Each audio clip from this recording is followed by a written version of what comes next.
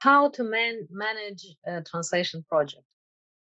Again, I cannot tell you within what 30 minutes how to do it, but I will give you some tips, and I hope it will help you. And also, I will choose several topics to tell you in detail what it means and how to deal with this part. So, why do I think of any project as any translation as a translation project? First of all, because it is a long process, and it doesn't start with the translation. So first, let's say you were not looking for clients and they found you, and you receive a request for translation. They expect immediately a quote, something we don't have in Ukrainian. Yes, well, we can say that it is a commercial offer. So where you set your price, deadlines you can meet if they don't if they don't ask you for certain deadlines, and other conditions that you may think of. More often, you receive everything already fixed, deadline, price, and you either agree to it or not. So the first part I call negotiate and calculate everything.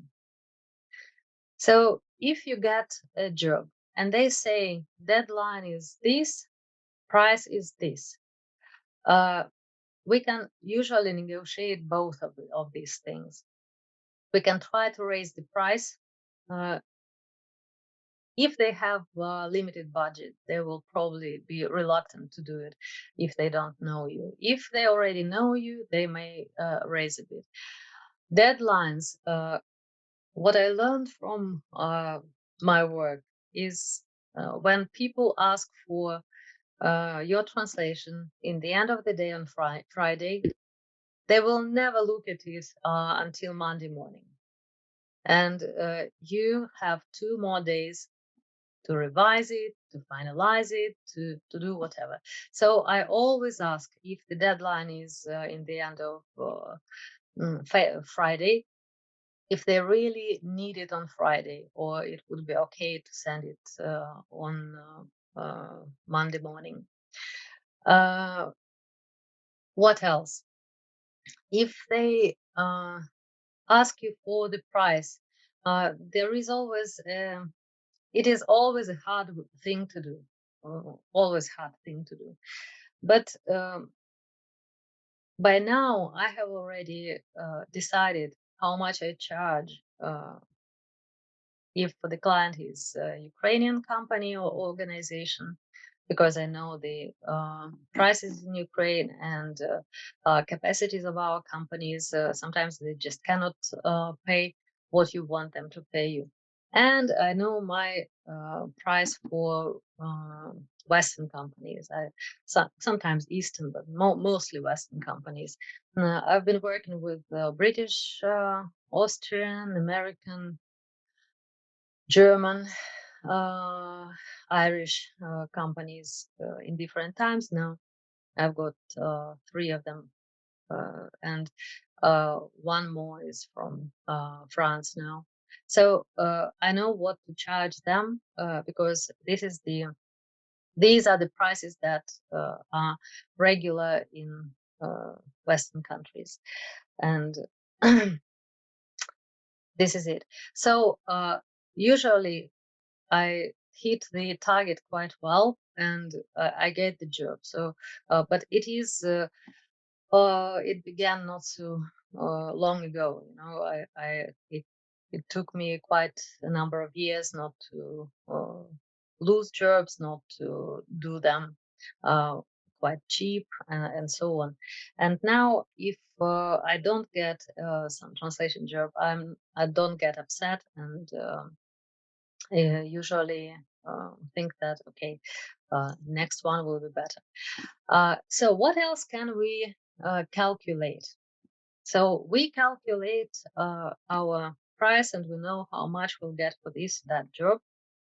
But we also need to know how many pages, words, or whatever you like to count it in, segments, whatever.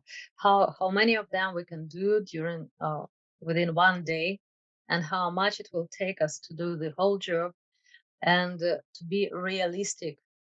Because if we are not realistic, and if we take 500 pages for a month or even for 2 months, no way we can do it.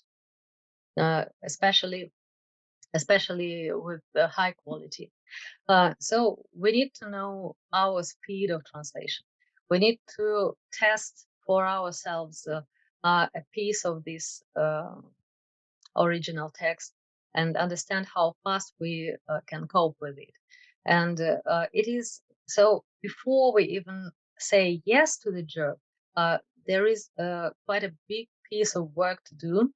And what's interesting, we should be able to do it very fast, within an hour, within 2 hours, calculate everything, know exactly where we are, and send this information to the client. Otherwise, we won't be even considered for this work. So I mean, it's sometimes we are lucky to have this nice and cozy regular client who works only with you and doesn't want to go to anyone else. But it happens so seldom, and there are quite uh, dis- quite a lot of disadvantages in this, even in this case. Uh, so uh, we usually should calculate this part very, very attentively. If you remember, this designer's part also takes quite a lot of time. So if you have some images to work with, and some complicated formatting, it may take time. So this is the first part of it. Then it is highly important, especially if a job is a big one. We need to sign a contract, and it should come from us that we want this contract. If a job is small, sometimes it is okay not to sign anything to make things work fast. But all communication should be on email, no messengers, Viber, WhatsApp, Facebook. It doesn't work. It's not something serious, and something that you can prove your point on. So this is step 2.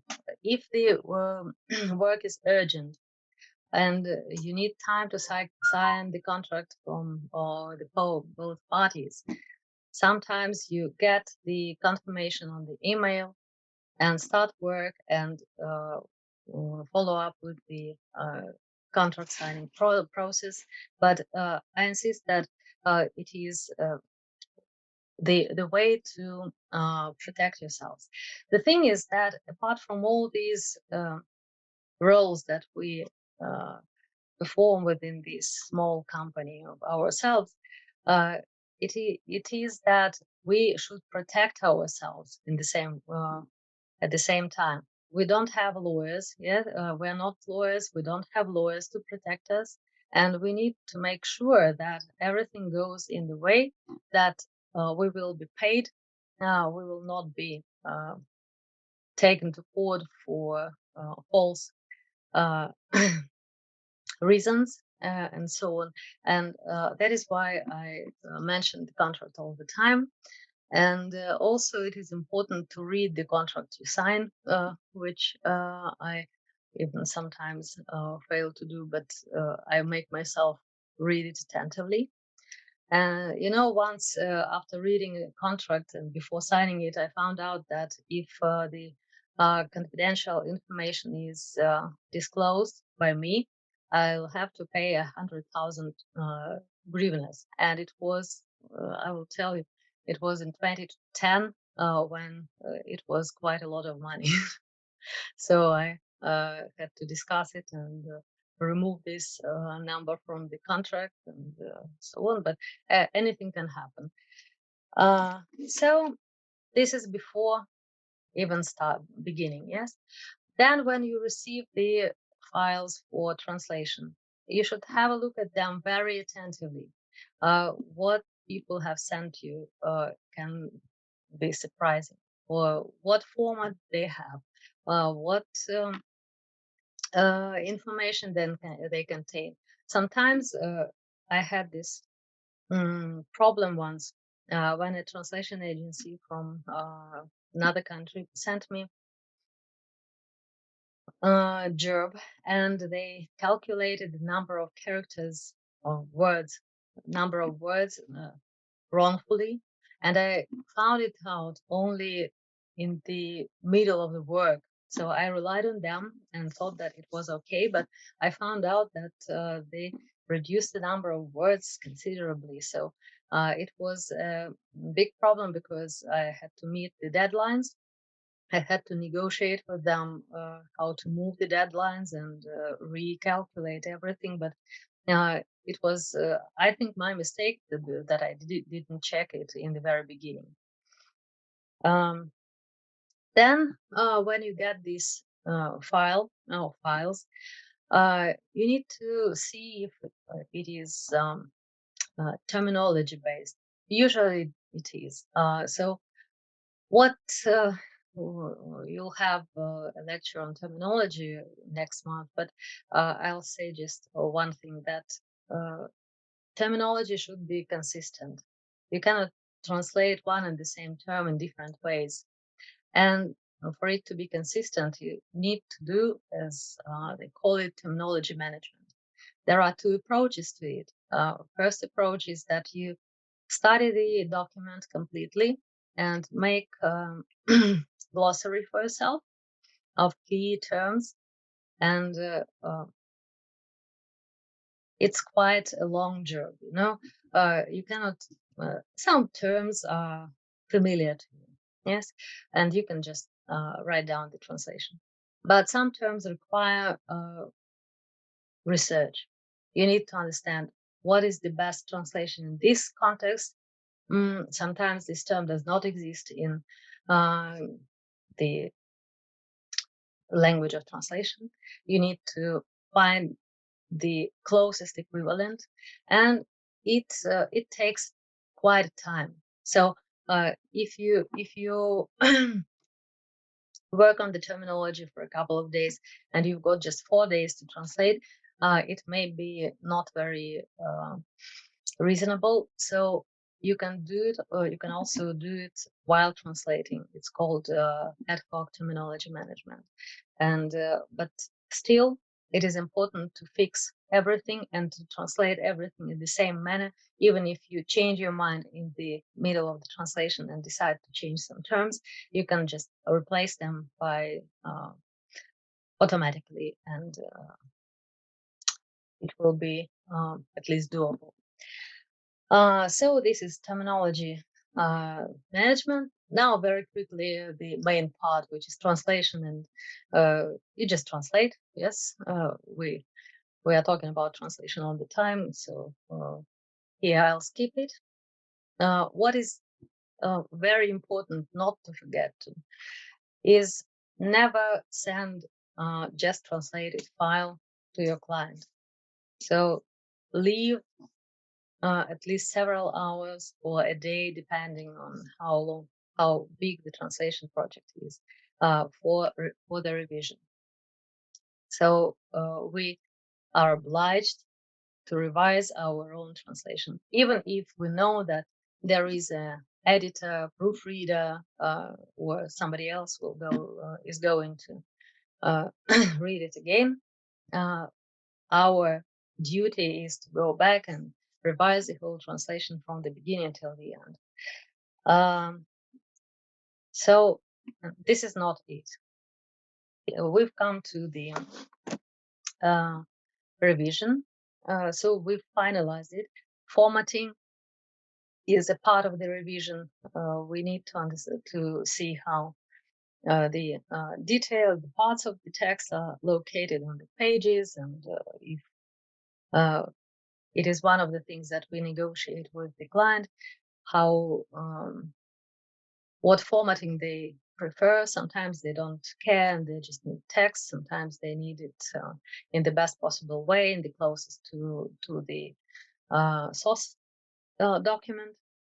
But actually, it is one more thing that takes time. Why why I am insisting on that is that when we calculate our time and distribute the time during a week or a month or 2 days while we are translating and doing this translation job, we need to keep in mind that these are big parts that you may fail to do if you don't have enough time left. So at the same time, you need to understand before translating which technology you need to use. You'll some of you already use CAT tools. You know that they help sometimes.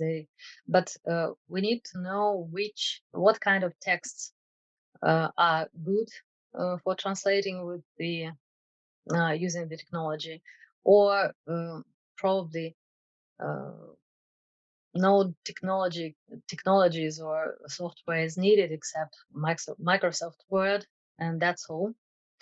And sometimes for me it is difficult to translate in CAT tool because it's all divided into segments, and if it is any kind of creative work, it doesn't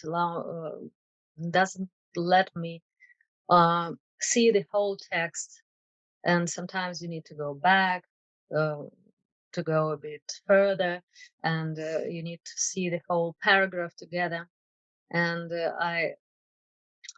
with any kind of creative work, I prefer not to use CAT tools. But if it is technical translation where certain types of phrases appear all the time and they need to be consistently translated in the same way, we don't need to do it twice or 3 times or 5 times. We do it just once, and then the program helps us, and the whole sentence pops up at the right moment. So we need to understand what technology to choose. In the very end of our course, we'll talk about the use of the machine translation. So I'm not going to pretend that it doesn't exist and we are not allowed to use it at all. It is needed to understand how much it can help or how much it will damage our work. Human translation is always better, but sometimes machine translation just helps to make it faster and more efficient. And if it is a certain type of text, okay. One more thing is to remember the deadlines. I've already mentioned that there are certain situations when when it is critical to keep to the deadlines. For example, a patient needs surgery, and to fly to another country to have this surgery, they need the documents translated, not like legal documents, medical records, and everything. And if you fail to do it in time, they will just miss their appointment.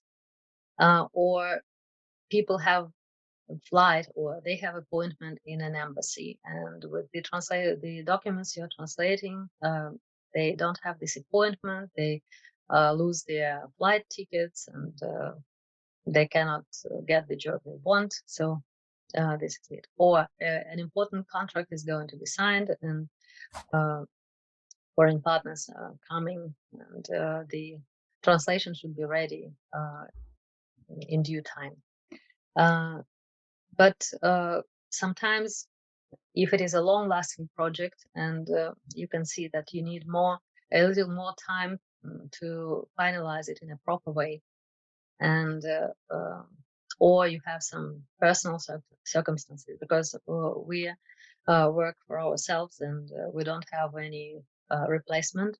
We can discuss it with the clients, and in many situations they can understand and prolong it, not considerably, but a couple of days would be okay. So you should keep it in mind and not be stressed out and crazy about translating 40 pages within 24 hours. Then you can always ask at least. Another thing is, sometimes when we find ourselves in the situation that when we don't have enough time, circumstances changed, and we cannot translate something that we are committed to. We give this translation to our friend, colleague, and rely on them to do this job. It is very risky. So if you have known the person professionally for years and years, and this is the most reliable person ever, and you trust this person to 100%, it's okay in the emergency situation. But if you don't, you should remember that responsibility is yours, and if you take the job, you give the job, and all the questions about quality and deadlines and everything will be asked from you, and you may just lose the client or have some other troubles. So this is one more thing I wanted to tell you. Well, when this is done and you've sent your translation, the next thing to do is to prepare an invoice and send it to your client. So the invoices are quite regular in their contents, what they bought. Just have a template, and from my experience in the first years when I did it, I always made mistakes in the number of invoice, in the amount of number of pages, in figures and numbers. So it took me some time to get used to it and not make these mistakes, and just be very attentive. Check a couple of times what you are sending. So when the invoice is sent, you are just waiting for the payment, and if everything is okay, you get this payment without problem.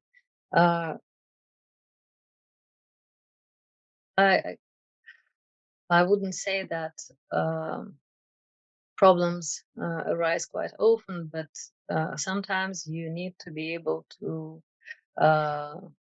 like fight for your money. So if you've got all documents ready, and so the contract is okay, and the invoice is good, and no mistake was made, and the job was completed all right, then you need to contact the accountants or the director or deputy director, and discuss when they are going to pay you, because sometimes the company has problems. Sometimes you are in the end of the list of partners that they are going to pay, and so on. And if you are more or less active, then the situation will be positive, because there nobody wants troubles, and they usually follow their obligations. So this is it. I've tried to draw you a picture, okay? And for you to see the whole situation where you can find yourself if you decide to work for yourself, to be your own boss, and proceed in this direction.